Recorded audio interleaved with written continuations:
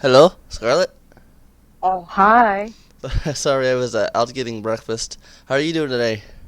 Yeah, I just got home. Oh, nice.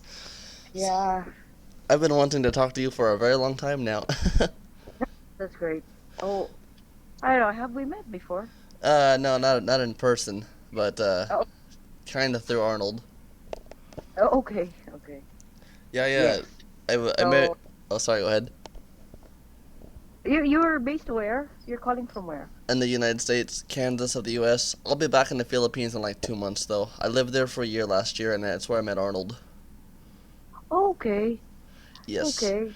Just in time for that concert with Put3ska with Urban Bandits. Will you be here? I'm What? going to. It's on November 29th, right? Yeah. I'm gonna try for that. I missed the first one and I was heartbroken over that. What happened was I lived there for a year and then my buddy booked my plane ticket back for February 28th, and this was before I even knew about the reunion, and I heard about it and I was like, "Oh no, I'm gonna miss it." But I'm gonna Yeah. try my hardest to be back for it though. Yeah. Okay. Yeah. I hope you would be able to watch that one. Oh, definitely. Anyway, So let's interview. over the last week or so, I mean, Put3ska is like my soul. I listened to both albums religiously. Um, could you tell me before we get into this, where did you begin with your music career, With the career, or just with basically your with music life for in general? Like, what's your origins? well, I've always been a music fan. I grew up in a family where the influences is quite diverse. My brother, but nobody's in a musician. No one became any well tried to be a musician. They're all small scale entrepreneurs, but my I was influenced by my sister with Motown, and my father is into, of course, because he's into standards, and my mom, and my brother is into the early. Well, I don't know if that's metal or already, but around that time he listens to what's this? Uh, Led Zepp, that kind Yeah, of yeah, classic rock metal. classic rock, yeah, that kind of music. And yeah, but playing in a band, I started around 15 years old with a group called Dot Delirium. So our influences uh, were um, my influences were Blondie and a lot of Susie and the Banshee songs, Exmo Deutschland. That You know fits. Sushi and the Banshees? That's awesome. I know she still looks the same after all these years. She's wonderful, and I hope she considers, dropping by the Philippines to do I don't know, a small thing, stint probably. I don't know if she's still playing though.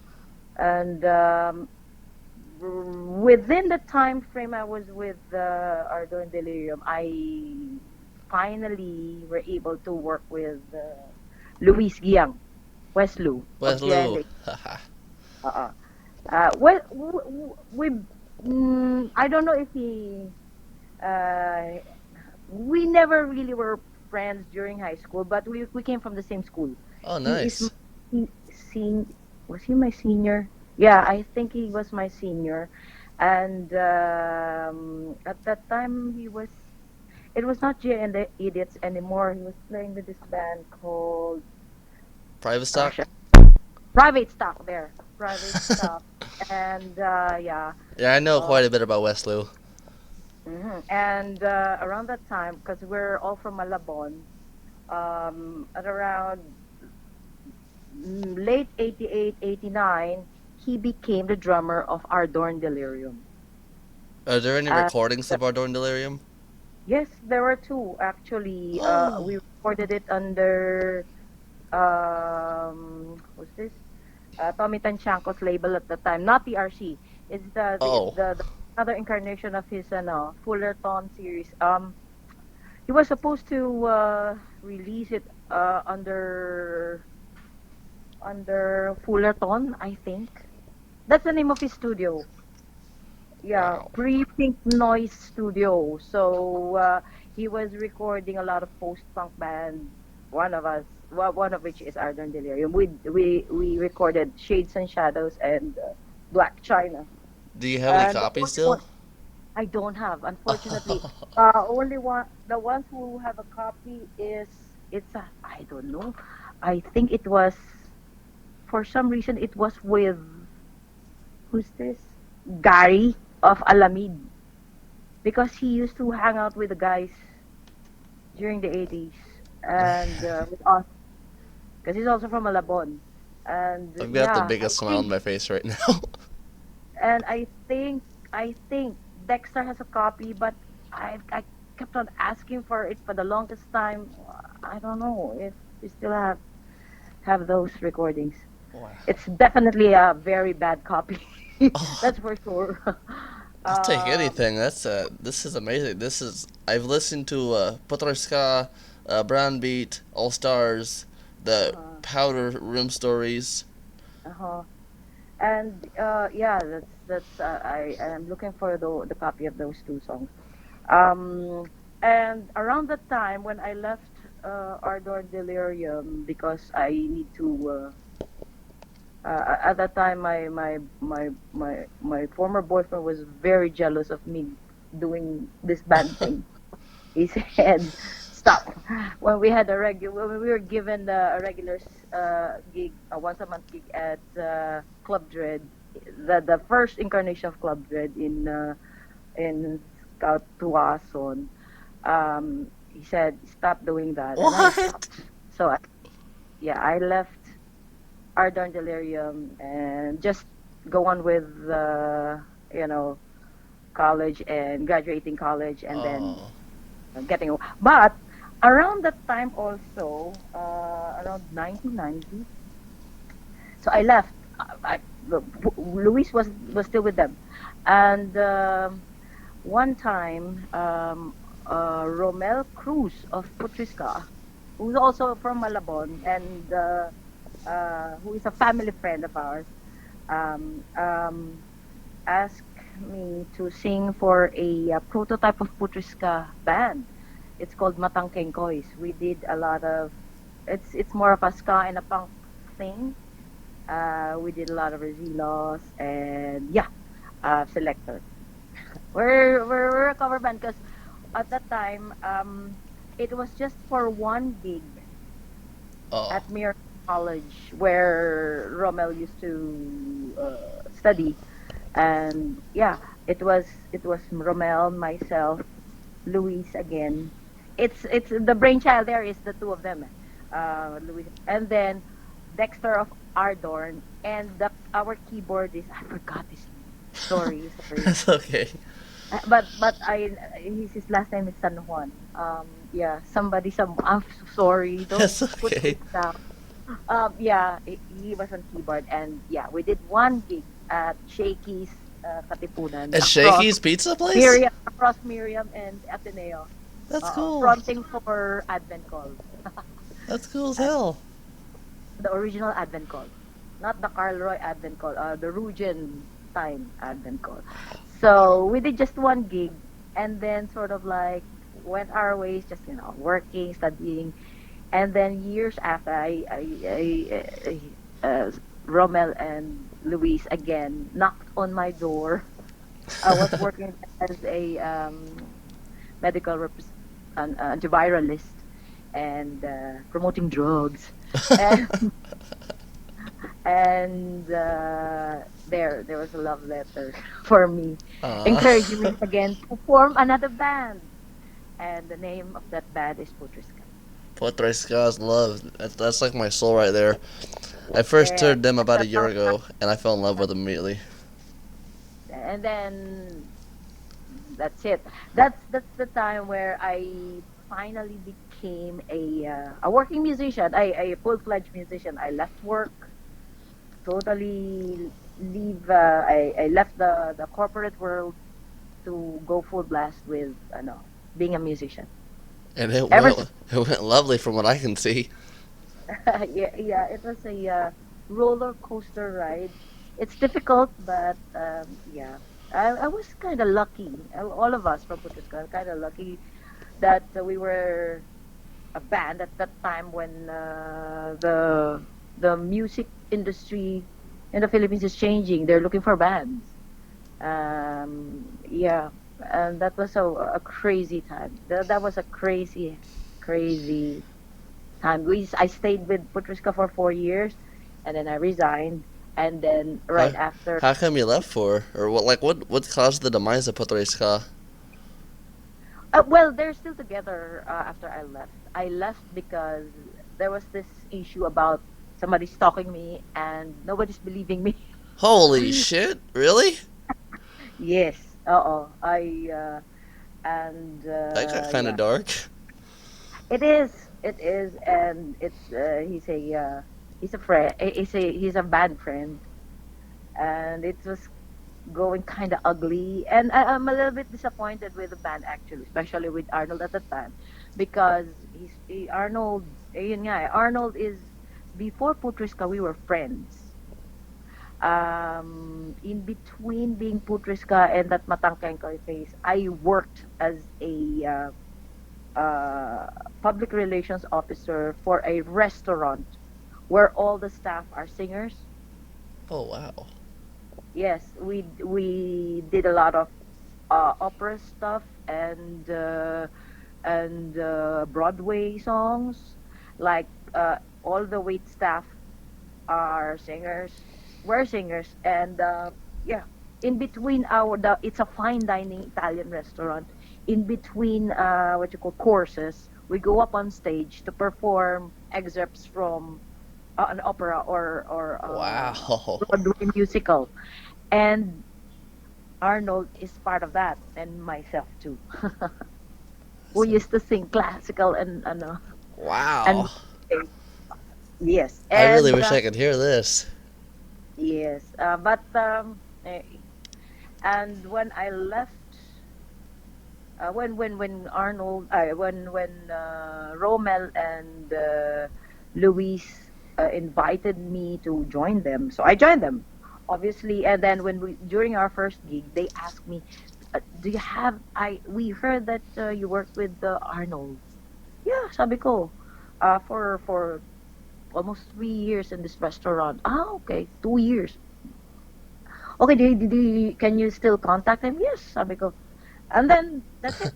I invited Kuya Arnold, you come down to our gig at Club Dread. That's already the last incarnation of Club Dread. It's in EDSA. And Wow. he went there on my first gig with Putriska. And the two, Wow. Rommel and Luis, talked to him already. And he was convinced to come back. He at that time when we were working at La Scala. That's the name of the La Scala Opera Restaurant. I know that he was with Urban Bandits, and at that time he was sort of like very active in Yeah, and also church. music front too. Music front is sort of like also in hiatus at that time. Oh, really? That's music front is post punk. That's Yeah, around I know. I've heard the album. but the time at the time that we were at La Scala at around 1991 to 93. Urban Bandits were playing in the '90s too. No, no, no, no, no. No, Arnold was working at La Scala Oh, okay, okay. around that time. He doesn't have any band. There I was a see, I time he see. mentioned that he's quite disillusioned. He just want to, he's more into church music ministry at the time. Arnold was in church music. Up to now, Wow. up to yeah, and I didn't know he was religious.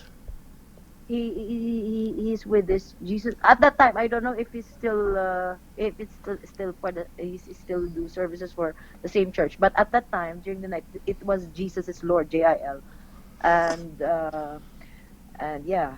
That's So interesting. oh yeah, he even gave me a New International Bible, and I'm a bit I'm a bit I'm a faithful, but I'm not into any kind of religion You just actually. Always non convincing me to read the Bible. Say, okay, okay, okay. So non-subscriptional pretty much. I don't know. Yeah, I'm the I same way. I'm the I'm not same sure. way. It's okay. You're not gonna fit me any. The closest thing that I could describe myself is I want to be probably a humanist. I want to be a. I'm not saying I am already. It's a difficult thing to be called like that and to do that. But yeah, I am not into religions. And there, he was convincing me to also inviting me to attend his church. But I said, nah, nah, pass. But I'll read your Bible. It's actually it's a good read, that version. And yun na nga, after that, there, history of Put3ska. Boom, the whole 4 years with them. It was crazy. How And after, oh, sorry, go yeah, ahead.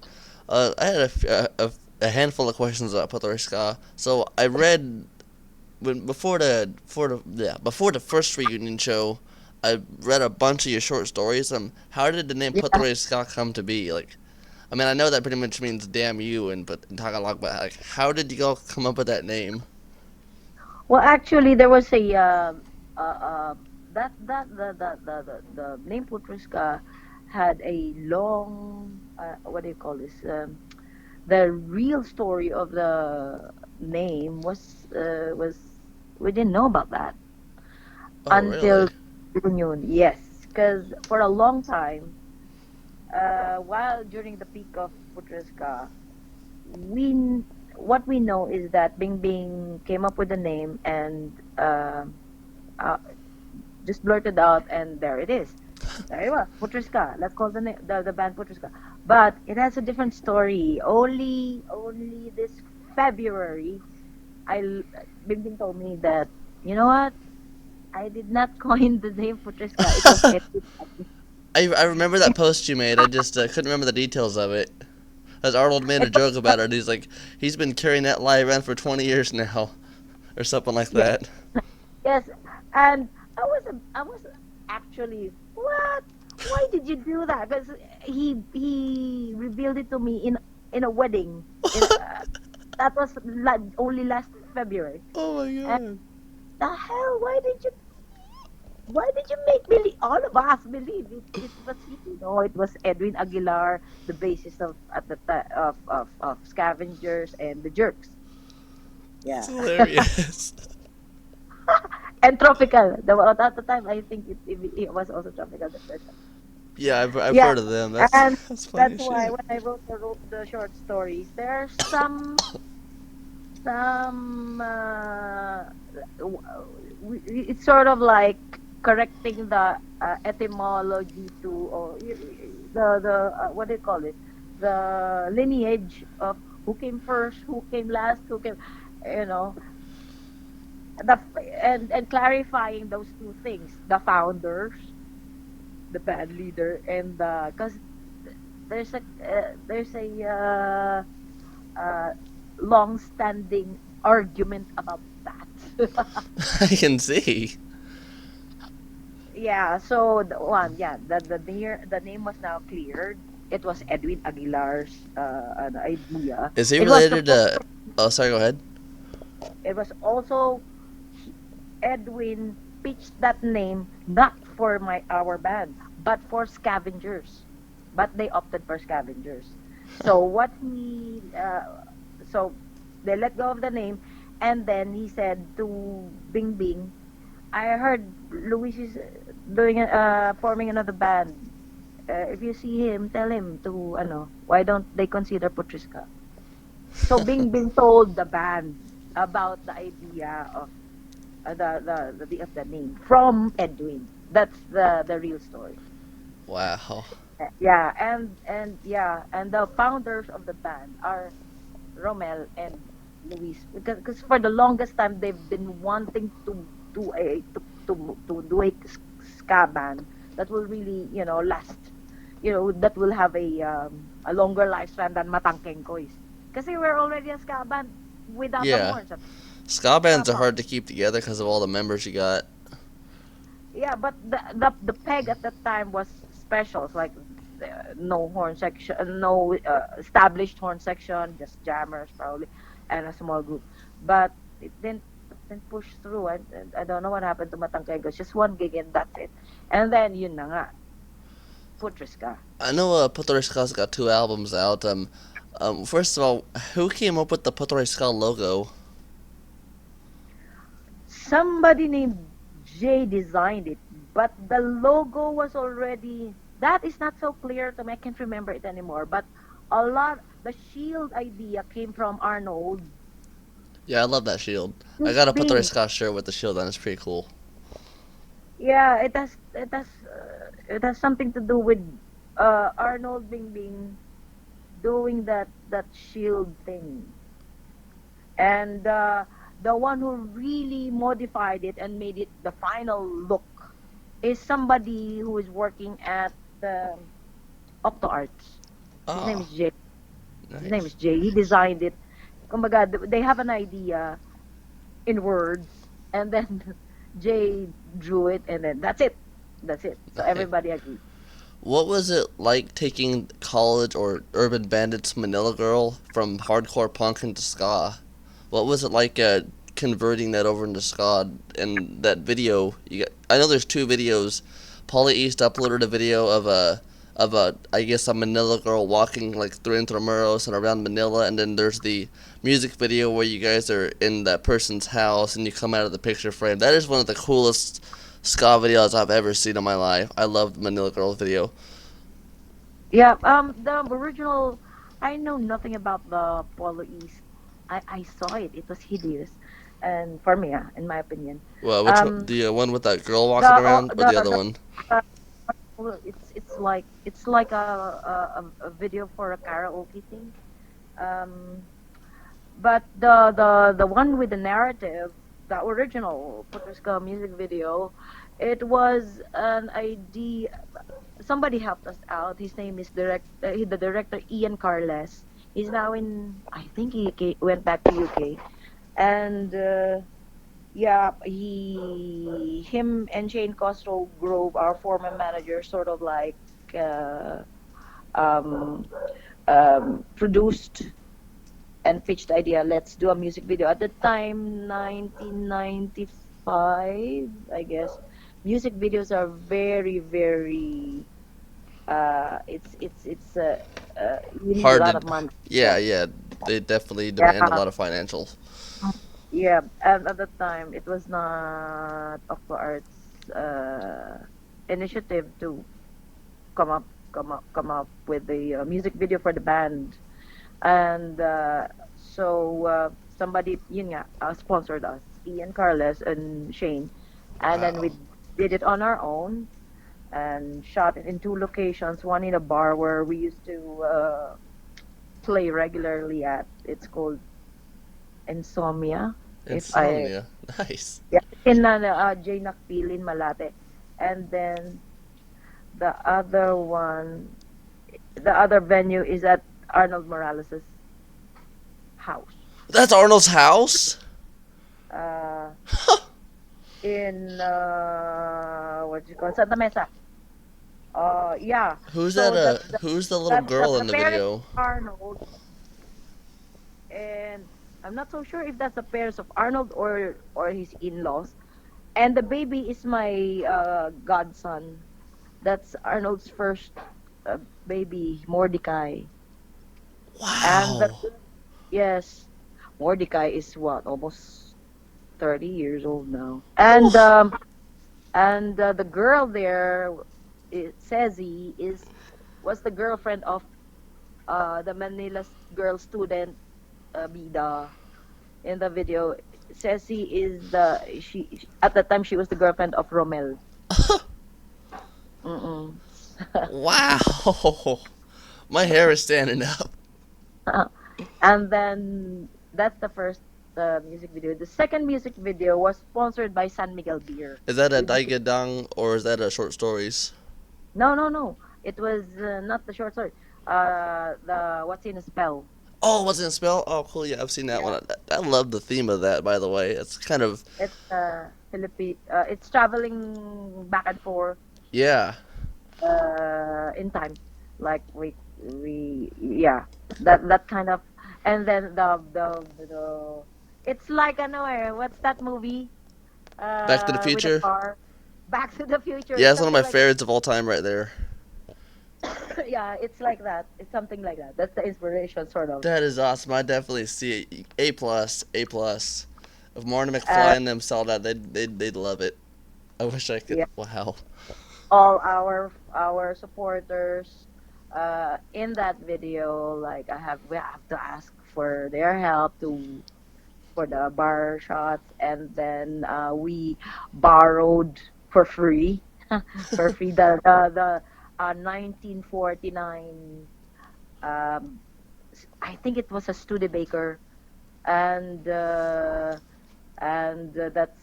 that is a car, one of the vintage cars of Patrick Reidenbach, the owner of uh, of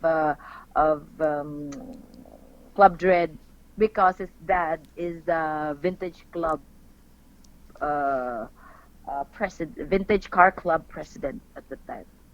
They have like 40 vintage cars in their garage. My God. Damn.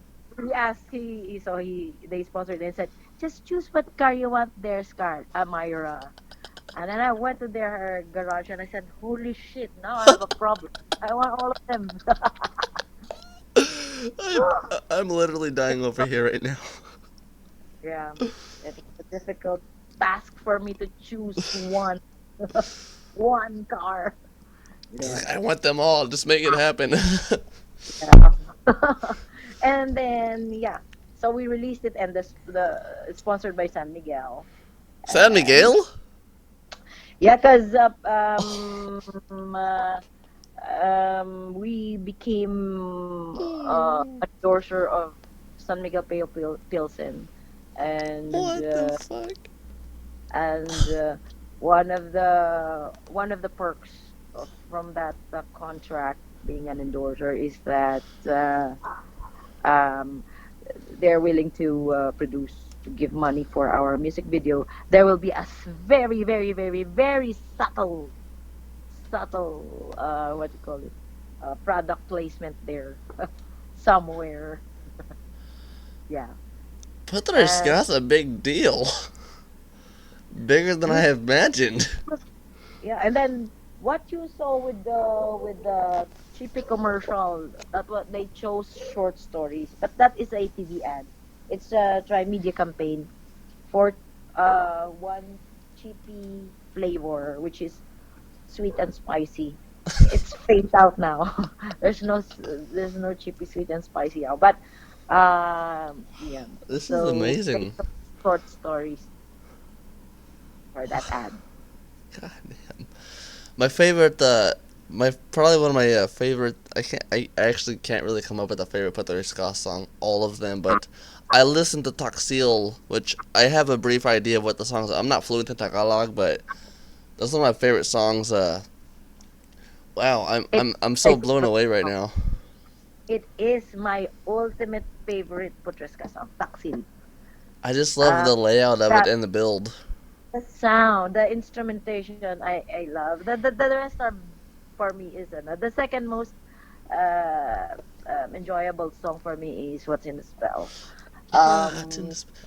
Could you yeah. if it's not too much to ask, could you like perform the chorus of that for me, on here? What's in the spell? A palace in your heart, dream that seems so real. Yeah, because I'm a space girl lost at sea. Would you rescue me? And then what's in a spell? What's in a spell? The main chord is just repetition of what's in a spell. What's in a spell? Yeah, I'm that song. smiling so much right now. But Taksil is the lyrics are surreal. It I feels surreal. It's a beautiful song. I know it's like it's very the visualization of anger is there. I like it. It's very Arnold Morales. Is he the one who Uh, wrote that, or did you write it? no, he wrote it, Oh wow! and the music, I and just love the taxi, that whisper part. I It know just it the hits. yeah the yeah the really uh breathy, gritting your teeth delivery. Taksil. I've kind of translated it over, but what's the meaning of the word taksil? Taksil is somebody who committed infidelity. Oh, shit. Yeah. Wow, that's Oh. hard hitting there. Yes. So somebody who betrayed you, you call them taksil. I'm Damn, taksil. You're a that's a very lightning strike of a word there, and the way you sing it in the song. I had a feeling like I had an idea of what the song was about, just because even I'm about 45% fluent in Tagalog. If you started talking to me about basic things, I could pick it up, but I'm not fluent enough to. I couldn't make an entire speech, and I definitely couldn't write an entire album in Tagalog. Definitely not yet. oh, Working on it yeah. though. Um, and Manila's finest. This is gonna lead up to my next question. After that, the picture. I know it's in front of Manila City Hall. How did you guys come up with the picture for the Manila's finest? Well, at the time, it was there were several album names, titles that we were that that were on the table. One of which is Cosa Nostra. Was it Cosa Nostra? And then Manila's Finest. Is Not it? directly referring to the I was about to say, is that a jab at the police? police. Because post-war up to now, Manila, the city of Manila, they call their police Manila's Yeah, Finest. they call But that's police not true. departments all over, like That's Ottawa's not true. finest, New York's finest. That's just a rendition I for police. uh, yeah, but we just want to the ring of it, Manila's Finest. Again, it's Arnold's idea, and then for obvious reasons, they made us look like we're standing in front of somewhere in Manila. Oh, so Well, that picture wasn't actually taken in front of the Manila City Hall then? yeah, Manila City Hall and that area where the National Museum is, and Yeah, I've seen the but not building. Luneta, because we didn't choose. Actually, it's near Luneta. We didn't choose Luneta. We I don't know. That City Hall was more appropriate for the title, Yeah, it and then fits it. the inlay. That was around the time when graphic designing is like it's in infancy here Yeah. in the, that's why the our uh, it's quite funny now when you look at it because some things are so pixelated and the symmetry of our bodies is not it's position awkward, like Arnold's leg is awkward and I don't know. My body is awkward with the rest of the guys. I don't know. There's something weird about that picture, but at that time it looked okay. I love it. We that's nice. Of course, it was wow at the time. But yeah, the inlay too, wherein the members are sort of like uh, we were made to look to look like we're standing in a normal Tondo Manila street where there are barber shops where people play the caracruz. Yeah, when I Which first got that, when I first heard cause I got Put3ska 95 first from the puncture emulated noise, and then I just got the Manila's Finest like 2 months ago from Noel. He managed to uh, find it for me, so I got both tapes now. Hell yes, they're treasures. wow. I don't let anyone touch those. Those are treasures. But every time I You should walk have by, players. huh? I have tapes too, but I don't have CDs. Unfortunately, I was trying to buy some CDs from eBay. It's around 18,000 pesos. Yeah, they're fucking I expensive. cannot afford that. Sabi ko, no. That's So why I I figured lost. I'll just make some myself, because it's like I'd pay that much if it actually went to profit the artist, but that money's going to private collectors, and that's why I Yeah, don't ever pay a lot for true, that stuff. It's not worth it. true, true. And yeah, there. So before we get into your solo career, because I definitely have a bunch of questions on that. You mentioned back in March, I think, Downtown '64. What was that? Yeah, Downtown 64. before it became Put3ska, that was the name of the first Put3ska incarnation. Downtown 64, fully Raymond, and then the Put3ska singers are Raymond and me. But Raymond was knows already at that time. He's going out. When did Emily Nicart come in? After I left, Emily Oh, is a good friend, yeah, she's a good friend of mine too. and that was she came in 1998. Emily's not a singer; she's a friend, but she can sing. She can, and nobody is as close as with a female, female supporters, um, as Emily with Emily was with the band. So, and I even en- endorsed her too. Like most of the guys already were like thinking that, yeah, um, Emily is it. I know before I left that Emily will be replacing me. We already talked about it. I see. I gave all my clothes and some clothes. Was She there, doesn't mind. huh? Yeah, Was my the? suit, my all my stuff. Yeah. I know you're working on the third Put3ska album now, but was there going to ever be a third one back in the '90s, or was there plans of making a third back then? Well, we were we we were considering that, but the thing is, we still have to uh, ask for a legal opinion on the contract that we signed. Um, we know that we signed a perpetua, lifetime police. I think they still parang it will just roll over. But some people were saying perpetual contracts.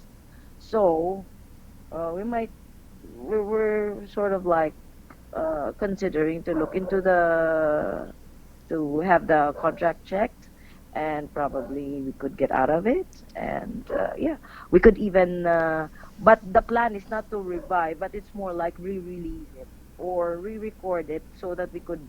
So, Arnold told me that a new album is in the making. So, is he told me this back in February? By the way, this is like nothing really brand new. But so, is there a third Put3ska album in the process? Yes, there will be.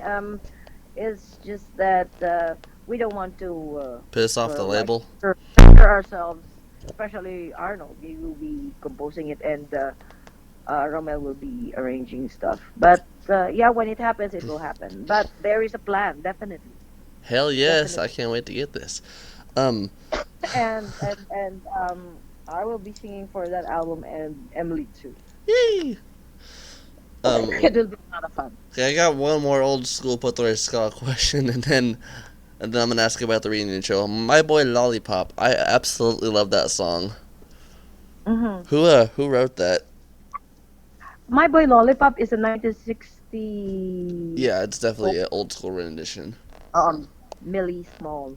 That's the first ska hit that made in the international charts. Really? Millie, yes. Wow. I thought Manila Girl was pretty big. No, but Millie Small. You know, check her out. The original, and I think she recorded it in Studio One and around that kind of ska gods, Jamaican ska. They're solo singers with the studio band backing them up. So a lot of the traditional ska recordings, yes, um, are by solo artists. Of course, there are also and the Wailers are originally a ska outfit, and before they dabbled into reggae, uh, just because the music evolved. Yeah. Um, and they were still there. Uh, and who else? A lot of Prince Buster, Laurel Aitken, all those stuff. So Yeah. this is the final question on Put3ska. Then we're gonna move on to your solo career. What was it like in preparation for the reunion show, and how was that for you? Well, actually, I had a very short time to prepare for the Oh, reunion. really? Um, the guys, I asked them to when we decided, finally decided, okay, we're going to have a reunion. That was December, early December, late November of 2018. Wow. And I told the guys, look, you go ahead with the practices, and I will be joining you guys on March, after March, on April. That's what I told them to cram. I have to cram like. Blew the fuck up. Like, it was like, I was so nervous. Skarlet! I was so nervous. Coming up, just, they were hyping like hell. Yeah, it was an amazing. It not join us. Um, Two of us are dead. Two of the Oh, Put3ska I'm sorry to hear that. and Dindo. And actually, the reason why there are several horn players there, actually, the the the standard setup for Put3ska is three horn players, a trombone, one sax, an alto sax, and one trumpet player. But for that night, we have six. That Your band looked to be a bit bigger than I remember it from the 90s videos. Yeah, cause it's like um, we invited all our players, and some of them actually, if we're going to if everyone said yes, it's even bigger. But some of them are already some of them migrated, some of them cannot make it because they're in the province, like that. Yeah. And yeah, so it became just six.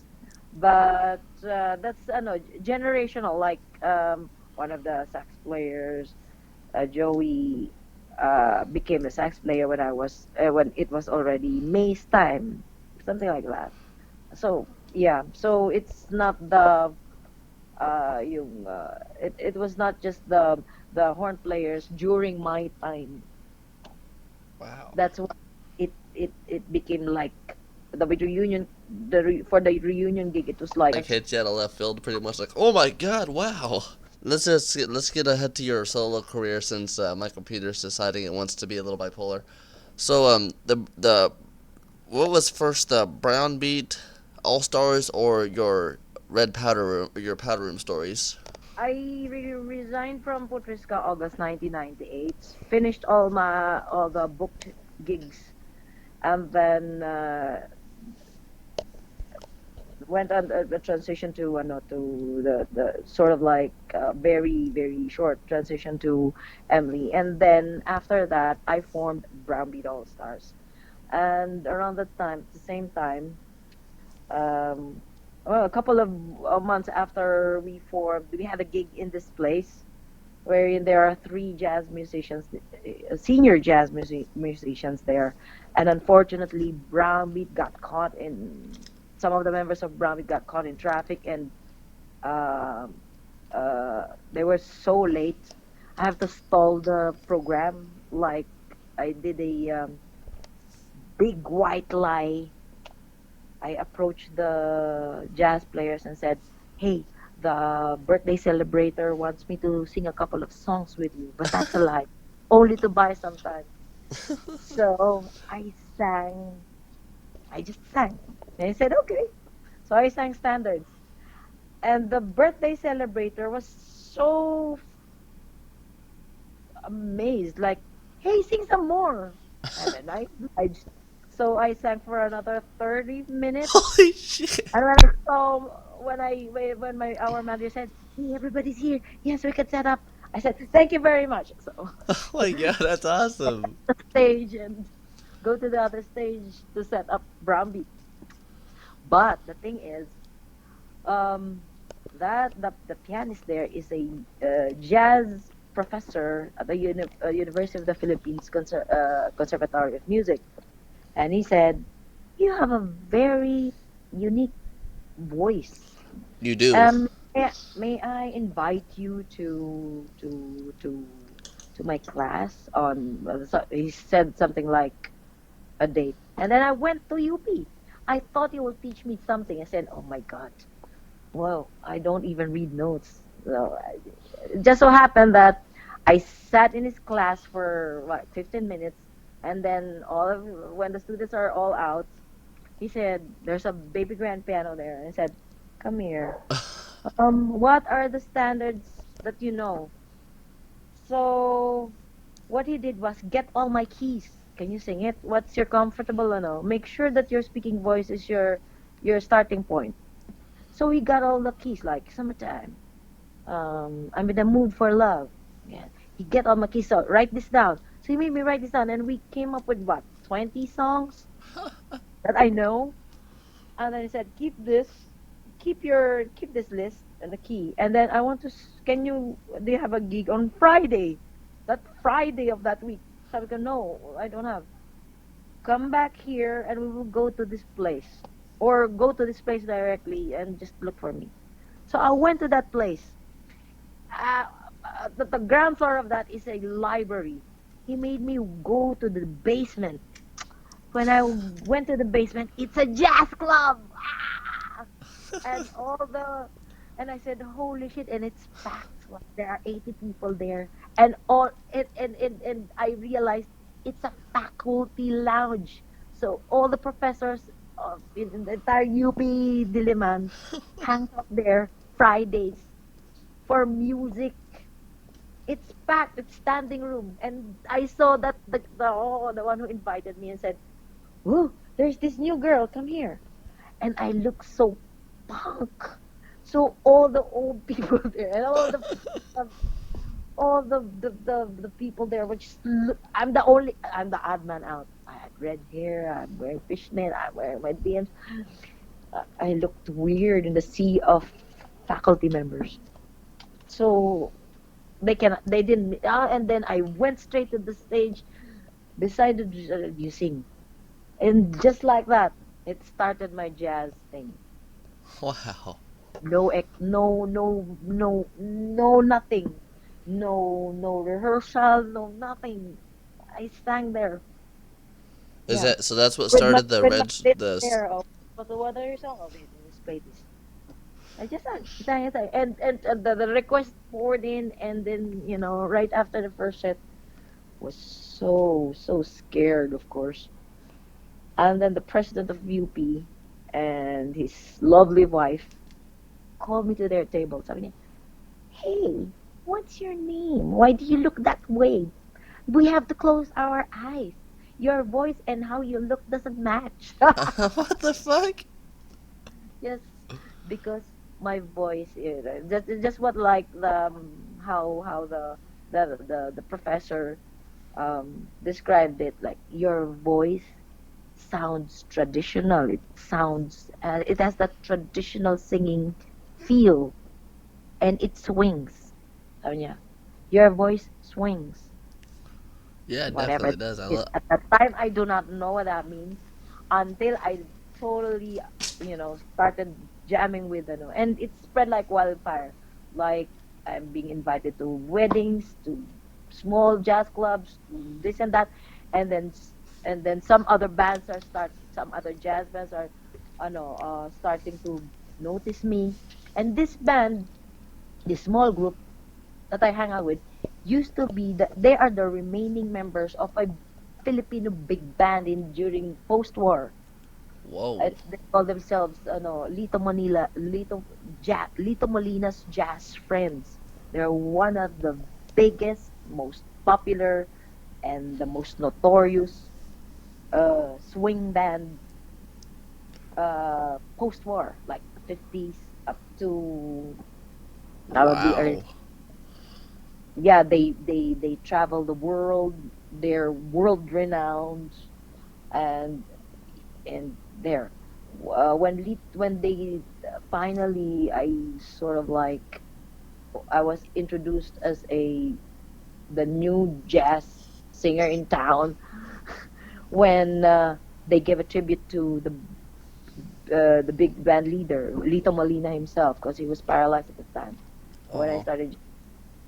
um so all the jazz singers and players were there in his tribute. that was in Manila Peninsula, and everybody's looking at me. That's Manila girl. Why is he here? Because they know me as a rocker. They know me, period. But not, that's the first time they saw me in a jazz gathering. But Tots Talentini was there. Bernie Varga, Jackie Magno, everyone's there. So I met them all there. John Lisapa, all these big names in jazz. So that's how Brownbeat got started, or or your Yeah, jazz album. simultaneous. So the reason why Brownbeat sounded not so ska and not so this and that. It's more of like experimental. At the time, I started in mindfully listening to jazz big band. For the reason that I'm gaining exposure, plus I want to apply what this new learning of mine to Brownbeat with this band. That's why I started listening. The I used to listen to big bands, even with when I was with Put3ska. There are the three of us, Luis, Romel, and me are jazz fans. We love GRP jazz. We always play jazz. Bing Bing doesn't like it, and Arnold doesn't like it at the time. Oh, because it's different. So when we have our mixtapes during long trips,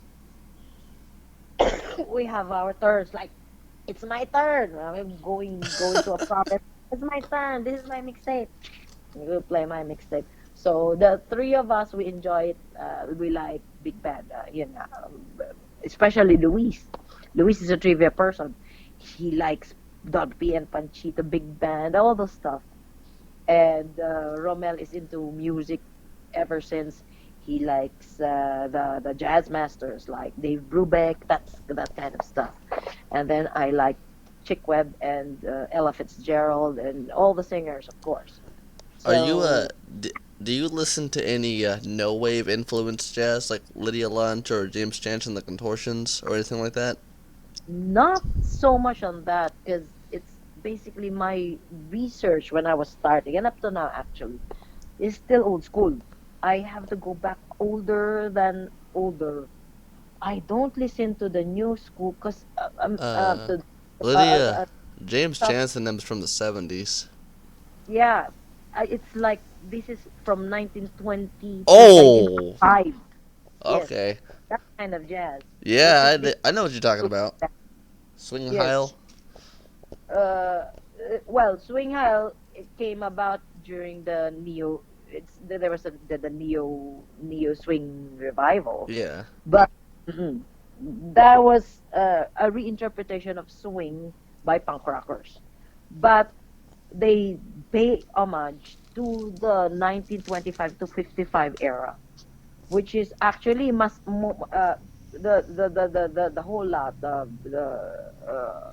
what is this big bad RCR, that whole stuff. They concentrated more on the jump swing era, which is already post World War II. There is a big band era of jazz that is Dixieland, which is older, that sounded more like amongst that kind of neo swingers. LaVey Smith is doing that, and Fly Neutrinos. If we're going to relate it to the neo swingers of the late 90s. RCR, of course, the Rockabilly, Brian Setzer, they're all on the uh, 50s, 50s jump swing Yeah. era, Louis Prima type, and sort of like there's already a mix of rock and roll mixed in the equation, because rock and roll was already it's in infancy at around that time. Actually, it was rock and roll who killed the big band era. Um, Have you heard of a what? German jazz outfit called Von LMO? No, are they neo swingers or old school? Combination. Oh, They're okay. 70s, 80s. Ah, 70s. No, not so much. I've stopped sort of like my research because up to the big band for the big with for the horn bass simply because it's too complicated already. And more often than not, my idea of learning is I have to learn where it came from. Yeah. If I learn it from somebody that is already a mutation, a permutation of a genre or a style, it will be diluted. So what I will learn is a diluted form, and then I will further dilute it because of my capability, my my limitations as a musician, as a singer, or as a composer. So better to have the purest form and to put it to try to imbibe it because it will become more diluted when I translate it on my own. So I cannot go. I was thinking I will listen to the undiluted version of things, to the most traditional, before I go to the diluted type, Yeah, I understand what you mean. so that I could know the difference. It's Yeah, see where difficult the origins are than what it's come from, what it's evolved to. because yeah, it's more my way of thinking when trying to research on music is because um um I, as much as possible, I want to yeah, I'm always trying to learn things. If I don't know, it's more like when I do stuff, it's always like it always feels like it's not enough. So I can that's why I have to really go back to my to whatever that is that I listen to, and go back and forth, and go back and innovating it, go back and reinterpret it, and still and still it's not as good.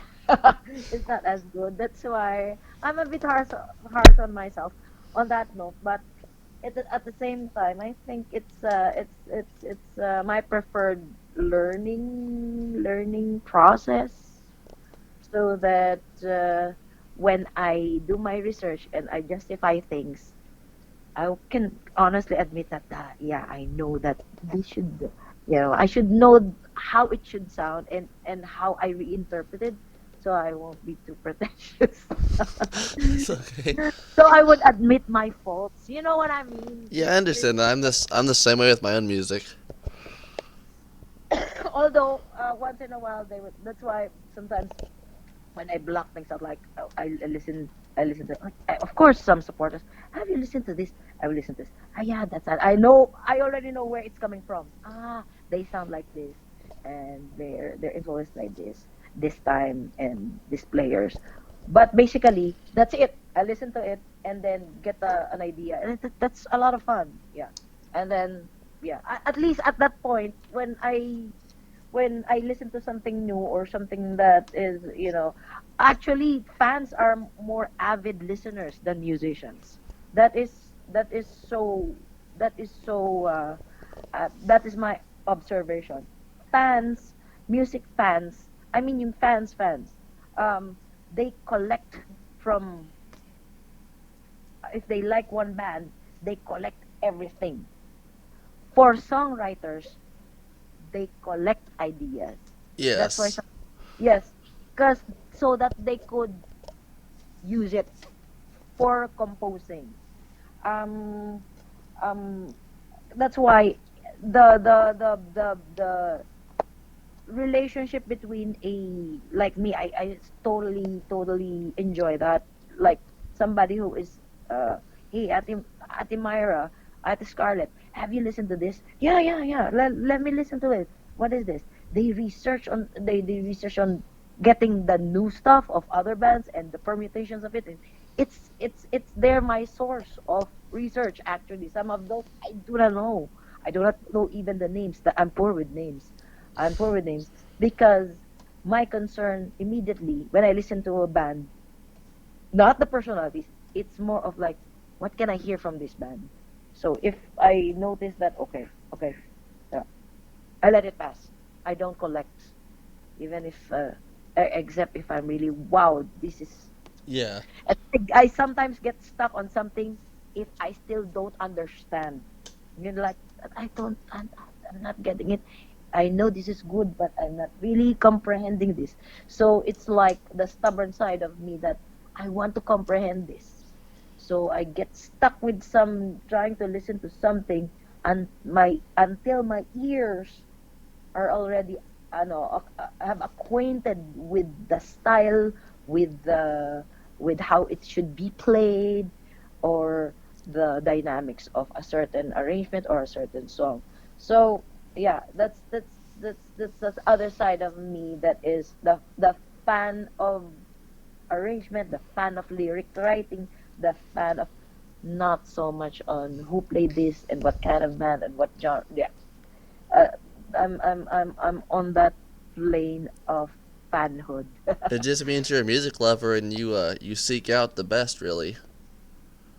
I seek out the best according to referrals, but sometimes kasi You seek being out the best in what's put together in a way that doesn't sound like everything else out there. that's one stubborn way of putting it. I'm Kasi I'm uh, I'm much worse than that. yeah, you know what? Cause um I guess we're on the same school of thought, just like Arnold. We are not what we like things that are not quite normal, I guess. Not Have you heard not of noise rock music, like Sonic Youth? Of course. That's It's that's the whole 90s stuff. There are some 90s stuff that I never enjoyed. I tried, I tried, but I did enjoy. I tried. I didn't enjoy it. I tried to learn it still. I did not enjoy it. And Sonic Youth, I listened to it, but I didn't enjoy it. But it's interesting.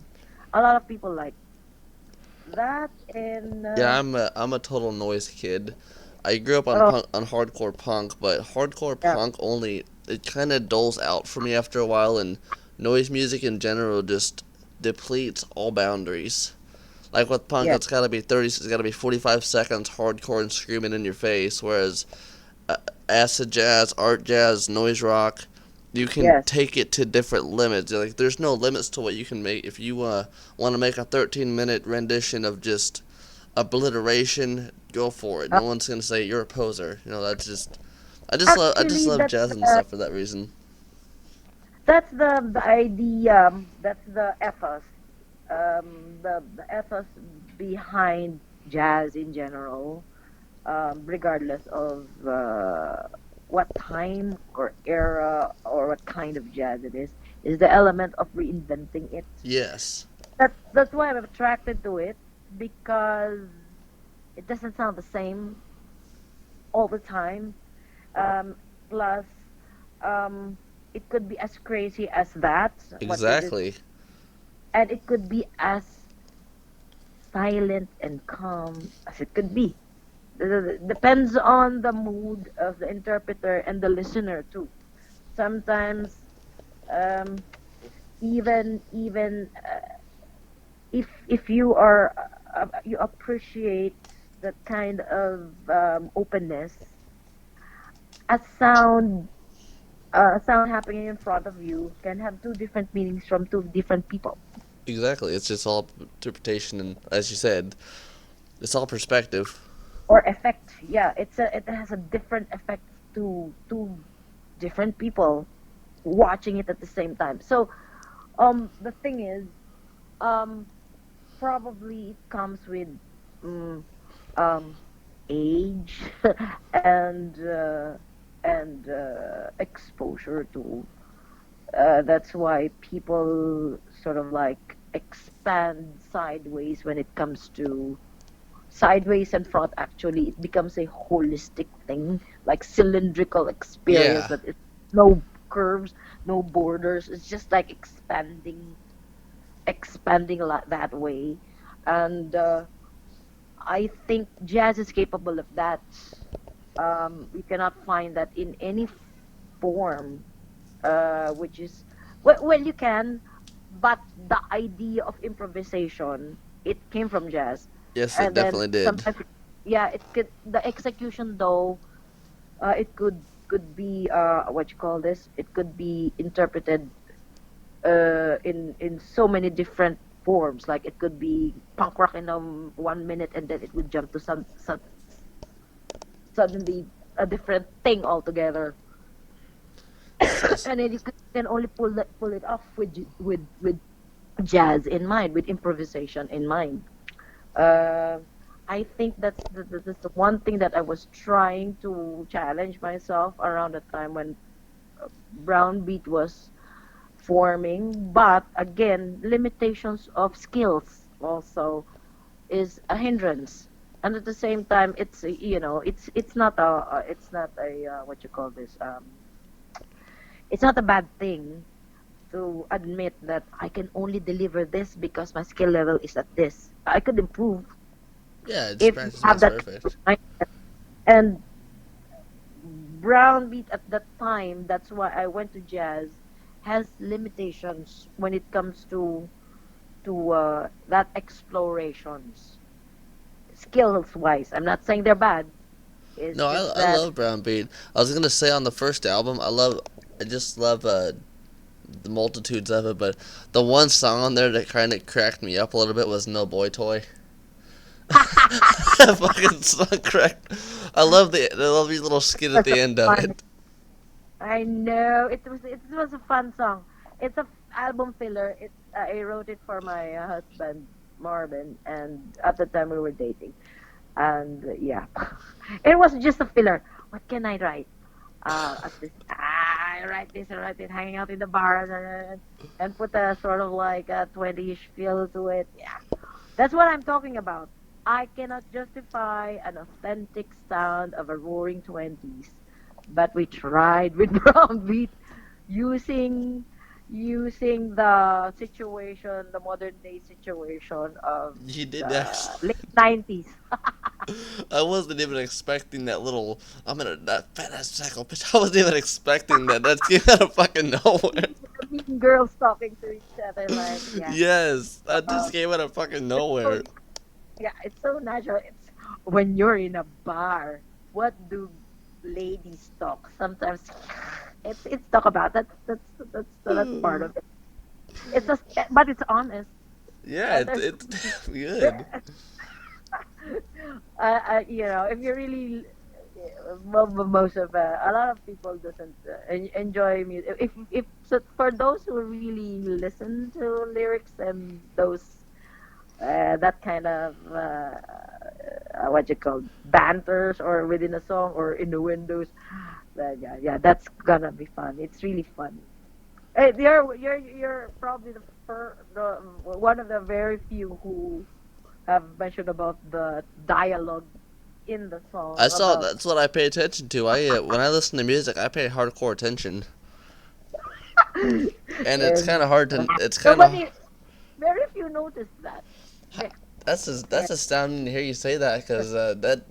I mean, I was enjoying the album. It's raw personal reflection, the emotion, and then that song just was like, whoa, what the fuck did you just say? Yeah, it's basically a very experimental thing for me when I was writing song.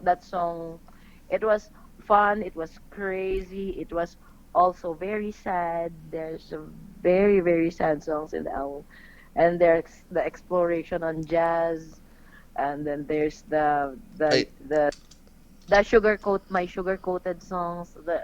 I can't remember the It's name of it, but you have a song called Myanmar or something like that about your mother accused you of tearing apart your family. Yeah, that one kind of made me cry a little bit actually. hunger. It's hunger. Oh, Uh, yeah, that's the hunger. Yeah, it's my heart that's not getting fed enough. Yeah. So it's a lot of my songs are sugar coated. Yeah, it's one of those. And then there's another one about death. It's uh, it's called Happy Condolence.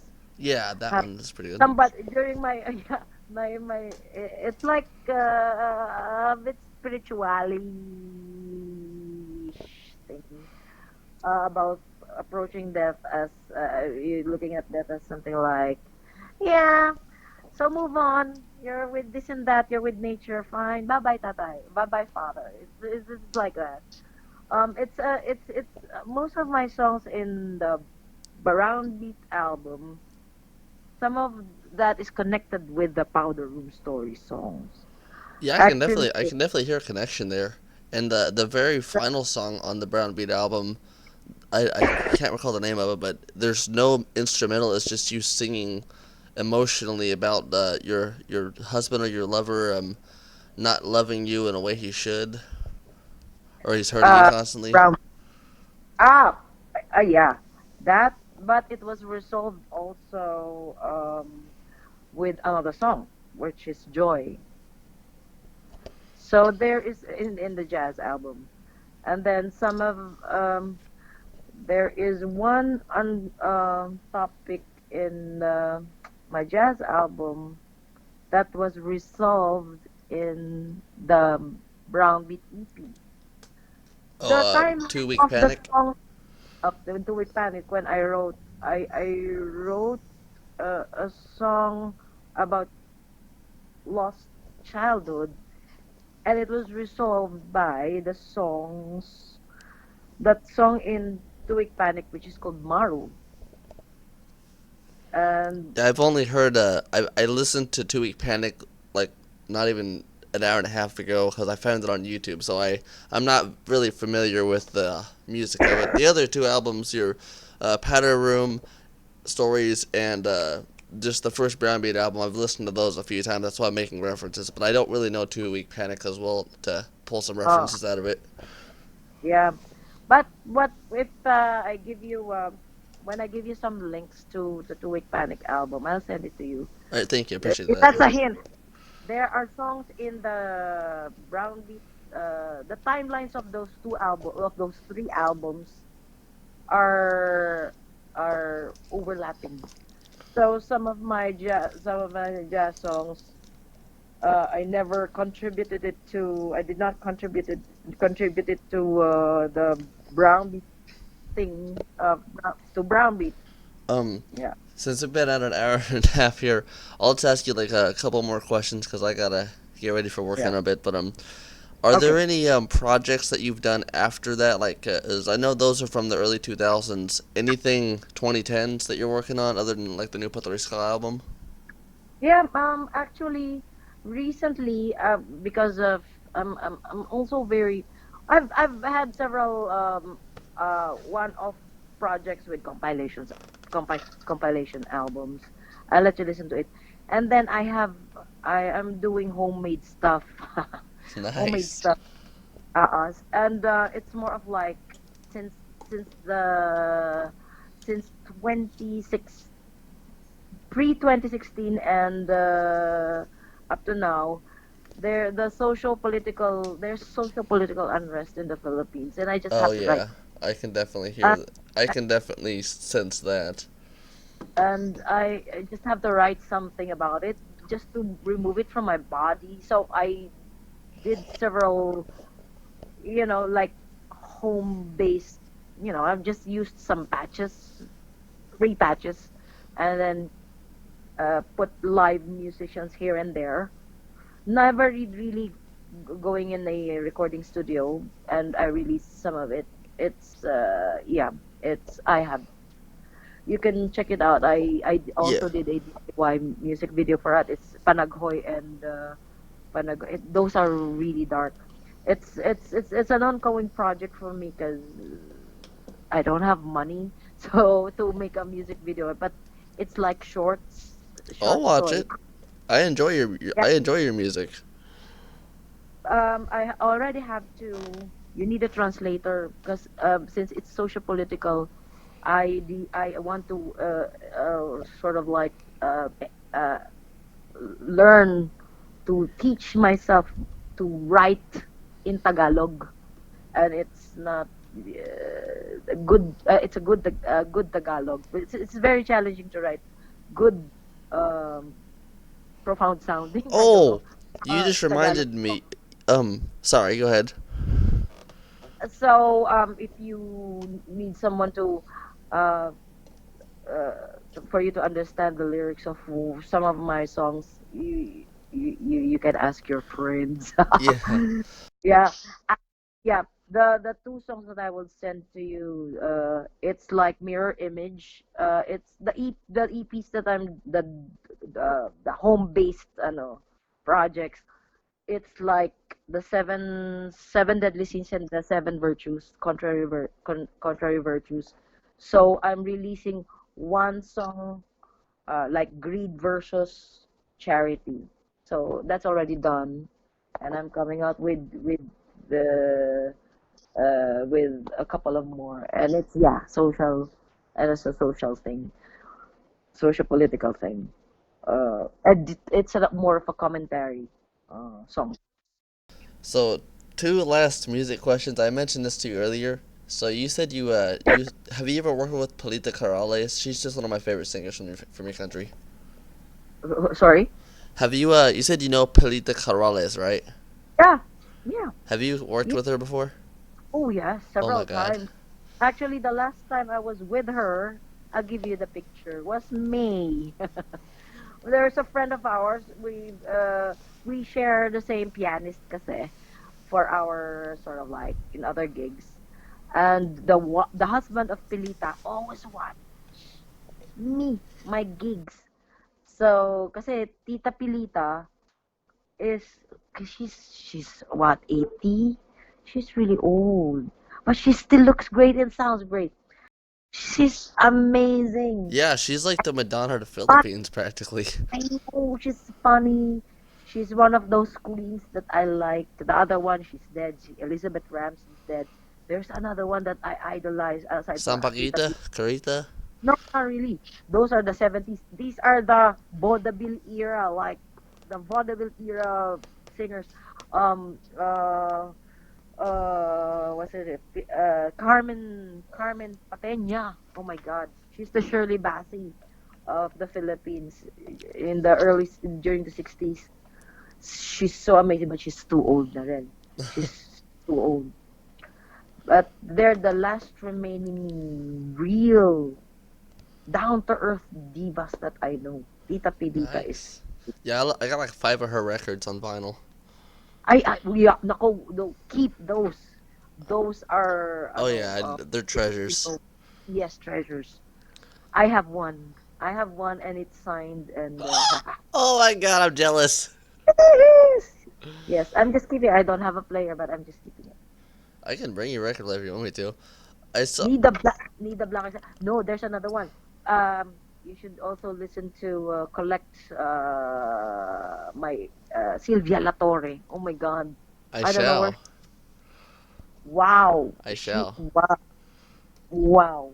I'm a big fan. She's still alive, but she's also really old, not really playing. I don't know where she is. I think she's in America. Oh, She's she's the queen. Oh, one of the queens. My God, I should meet her. I should. I yeah, you have def. record. I support you in that. um, Yeah. I saw you did a performance with Jacoy Pura of the Jerks recently. I saw it Um, on YouTube. that's not recent. Oh, I think about 2 years ago, I guess. you But Chico now. yeah, I know. I'm actually releasing a 1980 Green Hill studio session. I'm working with him and his wife to release that for them under my label. Wow, that's great. Yeah, the proceeds are gonna go to help him fight against cancer because he deserves to live from that. That's heartbreaking that the guy is suffering from that. Yes. Actually, he's undergoing treatment, and this dude he's a trooper. He still gigs once in a while, which is really nice. Yes. Yeah, I just he's strong. huh? He's strong. He's strong. Well, yeah. I can't wait to It's meet you. well. I hope you'll be here in 2 months. Yeah, We still I'm gonna try to be there for that show. I can't guarantee it, but I'm gonna try yes, to. yes. You have to. You have to. If you need to move things around, Move it now. November 20th has to be. So the Yeah. whole gang will be, we can hang out. Yes, lovely. Any last comment you want to make? Cause I gotta get to work in a little bit. I don't know. I don't know. We have talked about a lot of things. Yes, we have. So if you have any more questions or whatever, I don't know. Just holler, just message me. Damn right. Thank you so much, Scarlet, or AKA Thank Mira. you. Thank you. By the way, yeah, I have a question. What does that mean, Anarka? Anarka Akaza is actually the full, and it's got two meanings behind it. Um, so back in 2013, I used to be known as an Anarcho Kid when I moved to San Francisco, but I kind of outgrew that. And there's an English anarcho punk rock duo named Anarka and Poppy, and I kind of just ripped Anarka from that and Akaza. So you know what piracy is? Stealing albums online. Yeah. I'm gonna laugh when I say this, but there used to be a peer-to-peer sharing site called Kaza, Kazaa, which is like Yeah. Napster.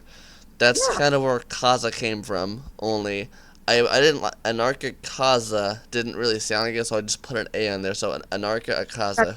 Okay. Okay. Yes, my online name has something to do with a peer-to-peer sharing website. Okay. Okay.